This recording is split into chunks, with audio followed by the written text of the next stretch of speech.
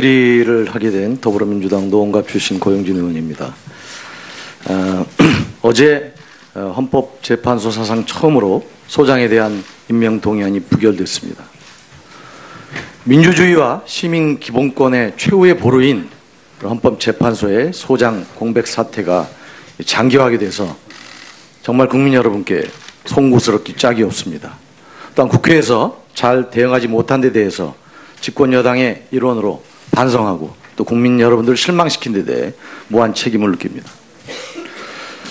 또 한편으로는 동의안이 부결된 직후 야당 의원들의 환호성과 또 포옹하는 모습을 보면서, 그리고 아까 우리 존경하는 동료 기동민 의원도 말씀하셨지만 제1야당 원내대표께서 청문회도 시작하기 전에 대법원장은 무슨 수를 써서라도 찬성해 줄 수 없고 부결시켜야 한다고 그런 공언하는 모습을 보면서 책임감은 없이 극단적 갈등으로만 치닫는 대한민국 정치의 현 주소를 보는 것 같아서 착잡한 마음과 자괴감을 금할 수 없습니다.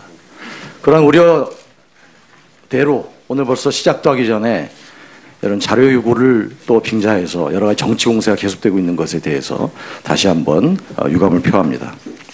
오늘은 상권 분립의 한 축인 사법부 수장에 대한 인사청문회입니다. 그러니만큼 당리 당략을 떠나서 국민의 바람대로 후보자의 능력과 자질을 온전히 검증하는 청문회가 되기를 희망합니다. 김영수 후보자님, 네. 아까 모두 말씀에서 여러 가지 철학과 가치를 얘기하셨습니다만 이 시기 대법원장의 시대적 소명과 과제는 무엇이라고 생각하시는지 간단하게 요약해서 한 말씀해 주시기 바랍니다. 예. 첫째는 무엇보다 대법원장으로서 모든 외부 권력이나 기타 영향으로부터 좀 마이크를 좀 더 가까이 대고 굳건히 지키려는 독립의 의지가 제일 필요하지 않을까 생각합니다. 사법권 독립의 의지가 가장 필요하다고 말씀하시는 거죠? 맞습니다. 네. 최초로 대법관을 거치지 않은 대법원장 후보시죠? 그렇습니다. 재판만 31년간 한 사람이라 더 잘할 수 있다고 얘기하신 바 있죠? 네, 무슨 의미인지 조금 부연 설명 기회를 드릴 테니까 해주시기 바랍니다. 예. 그때 제가 그 한 말씀의 취지는 다들 대법관 경력도 없고 또 사법 행정의 경험도 없는 사람이라 여러 가지로 우려의 말씀을 하시길래 제가 생각하기에는 사법 행정이나 모든 게 재판과 크게 다르지 않다. 따라서 재판을 그 정도 한 사람 같으면 나름 잘해낼 수 있다라는 그런 말씀이었습니다. 그런 우리 후보의 발행과는 달리 일부 야당과 또 보수 언론에서는 그 후보자가 정치적으로 편향됐다, 코드 인사다 그렇게 지적하고 있는 거 아시죠? 알고 있습니다. 네. 후보자가 우리법연구회와 국제인권법연구회 활동을 하셨는데 이러한 활동이 정치적 편향성이 있다는 지적에 대해서 어떻게 생각하십니까? 첫째, 두 가지 모임에 제가 모험을 좀 짧게 관여했던 것은 맞습니다만은 그렇지 않다고 생각합니다. 첫째는 두 모임 모두 학술단체 내지 그와 같은 정치적인 편향을 가진 단체는 아니라고 생각합니다. 그리고 저는 판사로서 어떤 편향성을 가지기보다는 항상 매개 개개의 사건마다 보면 타당한 원칙을 고하고 정의에 맞는 판결을 하려고 했지 어떤 편향성을 제 판결에 드러낸 일은 없습니다. 네, 그 두 학회에 대한 얘기는 아마 많은 의원들이 계속 질의를 하실 것 같아서 이 정도로 또 추가 다루기로 하고요. 이회창 전 한나라당 총재며 대선 후보였던 그분의 8월 22일 연합뉴스 인터뷰를 잠깐 인용해서 말씀을 드리는 것으로 제 의견을 얘기하고자 합니다. 이회창 총재는 이렇게 얘기했습니다. 우리법연구회에서 활동한 경력을 가지고 편향됐다, 좌파다 우파다 하면서 찬반 양론이 나오는데 조심스럽게 평가를 했으면 좋겠다. 그 연구회라는 게 어떤 활동을 했는지 잘 모르지만 그 조직이 약간 좌파적으로 편향된 활동을 했다고 해서, 그리고 그 소속원이라고 해서 그렇게 판결을 하는 건 아니지 않나. 제일 중요한 것은 법관이든 대법관이든 보편 타당한 가치관을 가져야 한다는 것이다. 이렇게 얘기했는데 여기 동의하시죠? 그렇습니다. 네. 코드 인사라는 지적이 있습니다. 아마 야당이 주장하는 코드 인사라는 건 부정적 의미로 이걸 사용하고 있는 건데, 임명권자가 측근이나 연출 또 보훈을 통해서 자기와 비슷한 생각, 성향, 사상을 가진 사람을 임명을 해가지고 임명권자의 뜻에 맞게 해당 부처 기관을 운영토록 하고자 하는 것, 이렇게 아마 의미하는 것 같습니다. 우선 이걸 한번 검토해 보겠습니다. 후보자는 문 대통령과 무슨 관계가 있습니까? 아무런 관계가 없습니다. 뭐 이전에도 알고 지낸 바 없습니까? 그렇습니다. 조국 민정수석과는 어떤 관계가 있습니까? 그분의 명성은 알고 있었지만은 이번 지명 통보 받는데 그때 연락받은 것 말고는 일체 면식이 없습니다. 김형년 청와대 법무비서관과는 잘 알고 계시죠? 그렇습니다. 그 비서관이 이번 추천 과정에 어떤 역할을 했습니까? 그것은 자세히 알지 못하겠습니다. 그냥 그 여러 가지 인사 검증에 그 필요하니 뭐 전화가 필요하다고 해서 연결하고 통화한 게 답니까? 그렇습니다. 따로 만난 적은 없습니까? 그렇습니다. 후보자가 누구보다도 법관의 독립과 법관들의 자치를 강조해 왔다는데 사실입니까? 그렇습니다. 일예를 하나만 들어주십시오. 통상 각급 법원에서 인사가 끝나고 나면 사무분담을 하게 되는데 저는 그 사무분담을 제 자유로 한 것이 아니고 판사회의를 통해서 사무분담을 하도록 하고 제가 그 상당성을 검토한 다음 모두 그대로 추인하였습니다. 그런 후보자의 여러 가지 활동들은 일반적인 평가를 받고 있는 것 같습니다. 청와대가 사법부를 자기 뜻대로 운영해 줄 사람을 원했다면 앞뒤가 맞지 않는 일이다, 이렇게 생각을 합니다. 그래서 결론적으로 후보자가 특정 연구에서 활동을 했다고 해서, 그리고 몇 가지 사안에 대해서 진보적인 답변을 했다고 해서 정치적으로 편향됐다거나 코드 인사라고 하는 건 탄압하지 않고 반대를 위한 반대라고 생각합니다. 시간이 얼마 안 남았는데 사법부 블랙리스트 관련해서 후보자 입장 묻고자 합니다. 대법원장이 되신다면 문제가 된 사법부 블랙리스트 그분과 관련해서 죄송합니다. 위원장으로서 시간 관리 때문에 그 답변은 다음 기회에 하실 수밖에 없습니다. 아니 그러면 마지막 분들이 방송에서 배제되는 문제가 있기 때문에 위원장으로서 애로사항이 있습니다. 그렇게 해주시고 고용진 의원님 수고하셨고요. 다음은 자유한국당의 곽상도 의원님 질의해 주십시오. 예, 곽상도 의원입니다. 바로 질문 좀 드리겠습니다. 후보자께서 이 답변하신 거 보면 뭐 스스로 이제 법관으로서 재판 업무만을 다 담당해 왔기 때문에 법관 이외의 삶에 대해서는 경험이 없다는 것이 단점이라고 후보자가 스스로 인정하고 있습니다. 그러면은 지난 31년간 판사로서 도대체 어떤 사건들을 다루고 취급해 왔는지를 이제 알아보려고 인터넷 검색을 제가 한번 해봤습니다. 자료 한번 보여주시죠. 그 임명 전에 일간지 12개 매체를 우리 그 후보자 이름으로 검색했더니 한 30여 건 나옵니다. 임명된 이후에 230건 나오는 게 비해서 보면은 거의 뭐 미미한 수준입니다. 또 위헌 법률 심판 대청은 한 건 한 게 전부라고 답변을 그렇게 하셨습니다. 또 법원 행정 경험은 전국에서 가장 규모 적은 춘천지방법원장으로 1년 6개월 재직한 경험이 전부입니다. 재직 시에 국민의 사법 편의 정진을 위해서 새로 도입하거나 시행한 일이 있냐고 질문했더니 아무것도 제시하지를 못하고 있습니다. 대법원은 앞으로 전 국민의 이목을 집중시키고 관심을 가지는 사건을 취급을 하게 됩니다. 그런데 후보자처럼 경험과 경륜이 부족한 분이 대법원장으로 바로 들어가자마자 대법원을 운영하면 초보 운전자가 대법원을 운영하는 거하고 같습니다. 그러면 국민들이 조마조마하게 봐야 됩니다. 대법관 후보로 이제 나서신 거라고 하면은 저희들도 이해할 수 있습니다. 뭐 대법원장이나 대법관 도움을 받아서 이런 그 일 처리를 해나가면 됩니다만 대법원장은 통솔하기 때문에 그와 격이 다른 자리입니다. 제가 봐서는 후보자의 이런 경력만으로 바로 대법원장 가기에는 옷이 지금 저는 너무 크다고 생각합니다. 동의하십니까? 물론 우려하시는 바는 제가 알아듣겠습니다만은 지금 시대에서 구하는 대법원장 상은 꼭 그와 같은 권위와 경력을 갖춘 분이어야 되는지는 조금 의문입니다. 자, 그럼 또 좀 묻겠습니다. 대법원장 후보로서 갖춰야 될 경력이 저는 좀 부족하다고 봅니다. 그런데 이렇게 내세울 게 없으니까 후보자가 보여주기 위한 쇼를 했다는 지적이 있었습니다. 지명된 다음 날 양승태 대법원장 면담하러 가면서 관용차가 아닌 대중교통 이용한 것을 두고 그렇게 얘기를 했습니다. 후보자는 늘 그전에 관용차 이용하다가 언론 시선을 받는 날 맞춰서 대중교통을 이용했습니다. 국민의 관심을 끌기 위해서. 저는 그렇게 보고 있습니다. 관용차를 이용하면 시간을 맞추지 못할 우려가 있기 때문에 시간 맞추기 위해서 대중교통 이용했다고 후보자께서 그렇게 언론에 답변하신 걸로 알고 있습니다만 대중교통보다 관용차가 시간 준수하는 게 쉽지 않습니까? 그거는 제가 그 답변을 맨 처음에 사실은 제가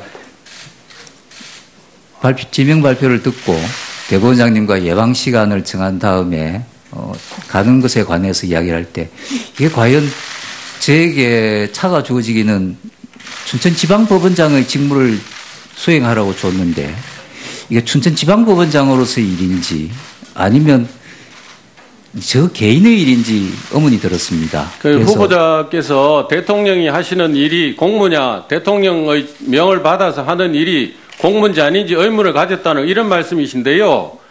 아니, 후보자의 경험 부족이라는 게 제가 이런 거를 말씀드리는 겁니다. 대통령의 명을 받아서 한 겁니다. 대통령이 명을 받아서 하는데 그게 공무지 왜 공무가 아닙니까? 인사명령을 받았는데.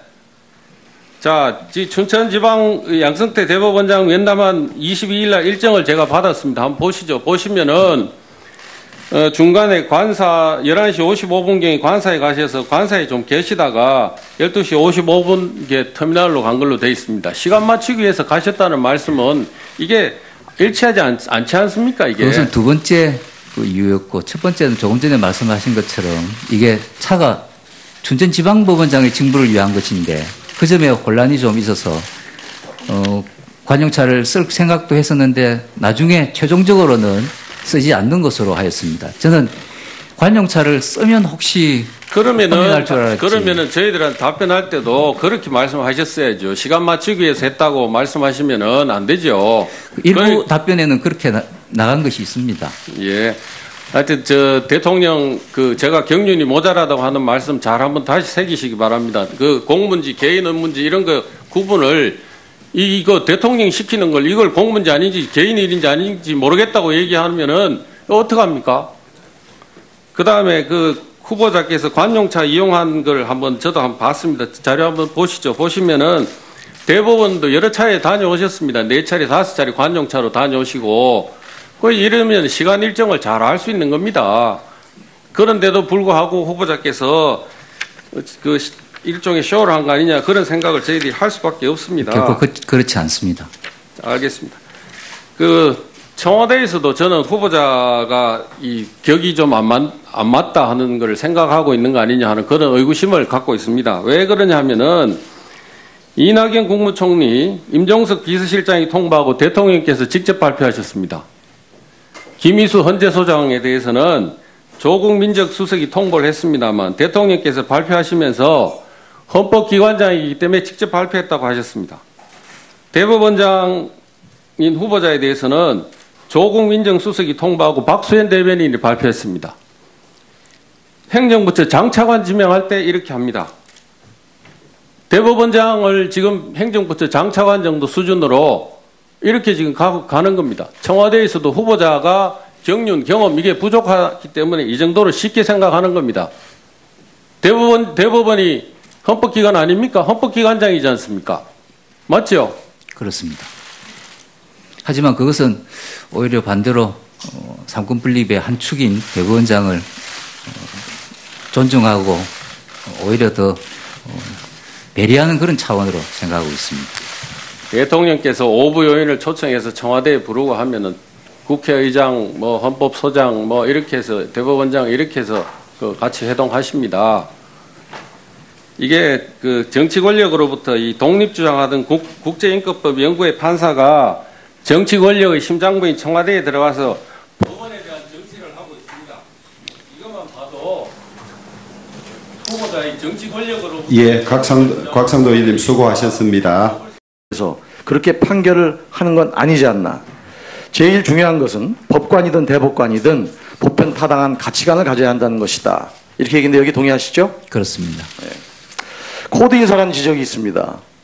아마 야당이 주장하는 코드 인사라는 건 부정적 의미로 이걸 사용하고 있는 건데 임명권자가 측근이나 연출 또 보훈을 통해서 자기와 비슷한 생각, 성향, 사상을 가진 사람을 임명을 해가지고 임명권자의 뜻에 맞게 해당 부처 기관을 운영토록 하고자 하는 것, 이렇게 아마 의미하는 것 같습니다. 우선 이걸 한번 검토해 보겠습니다. 후보자는 문 대통령과 무슨 관계가 있습니까? 아무런 관계가 없습니다. 뭐 이전에도 알고 지낸 바 없습니까? 그렇습니다. 조국 민정수석과는 어떤 관계가 있습니까? 그분의 명성은 알고 있었지만은 이번 지명 통보 받는데 그때 연락받은 것 말고는 일체 면식이 없습니다.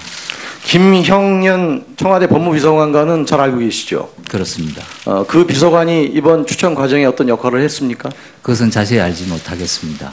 그냥 그 여러 가지 인사 검증 모임에 제가 모험을 좀 짧게 관여했던 것은 맞습니다만은 그렇지 않다고 생각합니다. 첫째는 두 모임 모두 학술단체 내지 그와 같은 정치적인 편향을 가진 단체는 아니라고 생각합니다.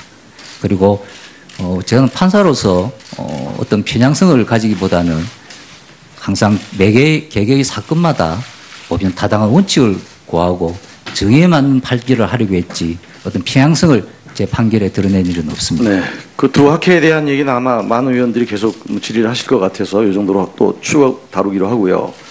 이회창 전 한나라당 총재며 대선 후보였던 그분의 8월 22일 연합뉴스 인터뷰를 잠깐 인용해서 말씀을 드리는 것으로 제 의견을 얘기하고자 합니다. 이회창 총재는 이렇게 얘기했습니다. 우리 법 연구회에서 활동한 경력을 가지고 편향됐다, 좌파다 우파다 하면서 찬반 양론이 나오는데 조심스럽게 평가를 했으면 좋겠다. 그 연구회라는 게 어떤 활동을 했는지 잘 모르지만 그 조직이 약간 좌파적으로 편향된 활동을 했다고 해서, 그리고 그 소속원이라고 해서 대법관을 거치지 않은 대법원장 후보시죠? 그렇습니다. 재판만 31년간 한 사람이라 더 잘할 수 있다고 얘기하신 바 있죠? 무슨 의미인지 조금 부연 설명 기회를 드릴 테니까 해주시기 바랍니다. 예. 그때 제가 그 한 말씀의 취지는 다들 대법관 경력도 없고 또 사법행정의 경험도 없는 사람이라 여러 가지로 우려의 말씀을 하시길래 제가 생각하기에는 사법행정이나 모든 게 재판과 크게 다르지 않다. 따라서 재판을 그 정도 한 사람 같으면 나름 잘해낼 수 있다라는 그런 말씀이었습니다. 그런 우리 후보의 발언과는 달리 일부 야당과 또 보수 언론에서는 그 후보자가 정치적으로 편향됐다, 코드 인사다, 그렇게 지적하고 있는 거 아시죠? 알고 있습니다. 네. 후보자가 우리법연구회와 국제인권법연구회 활동을 하셨는데 이러한 활동이 정치적 편향성이 있다는 지적에 대해서 어떻게 생각하십니까? 첫째, 두 가지 착잡한 마음과 자괴감을 금할 수 없습니다.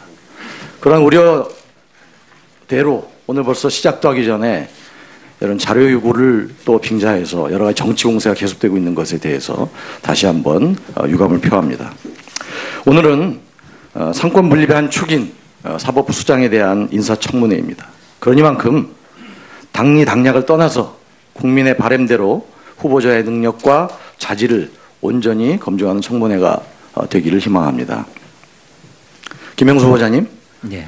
아까 모두 말씀에서 여러 가지 철학과 가치를 얘기하셨습니다만 이 시기 대법원장의 시대적 소명과 과제는 무엇이라고 생각하시는지 간단하게 요약해서 한 말씀해 주시기 바랍니다. 예.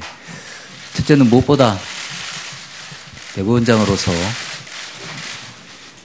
모든 외부 권력이나 기타 영향으로부터 좀 마이크를 좀 더 가까이 대고 굳건히 지키려는 독립의 의지가 제일 필요하지 않을까 생각합니다. 사법권 독립의 의지가 가장 필요하다고 말씀하시는 거죠? 맞습니다. 네. 최초로 대리를 하게 된 더불어민주당 노원갑 출신 고영진 의원입니다. 어제 헌법재판소 사상 처음으로 소장에 대한 임명 동의안이 부결됐습니다. 민주주의와 시민 기본권의 최후의 보루인 헌법재판소의 소장 공백 사태가 장기화하게 돼서 정말 국민 여러분께 송구스럽기 짝이 없습니다. 또한 국회에서 잘 대응하지 못한 데 대해서 집권 여당의 일원으로 반성하고 또 국민 여러분들을 실망시킨 데 대해 무한 책임을 느낍니다. 또 한편으로는 동의안이 부결된 직후 야당 의원들의 환호성과 또 포옹하는 모습을 보면서, 그리고 아까 우리 존경하는 동료 기동민 의원도 말씀하셨지만 제1야당 원내대표께서 청문회도 시작하기 전에 대법원장은 무슨 수를 써서라도 찬성해 줄 수 없고 부결시켜야 한다고 그런 공언하는 모습을 보면서 책임감은 없이 극단적 갈등으로만 치닫는 대한민국 정치의 현 주소를 보는 것 같아서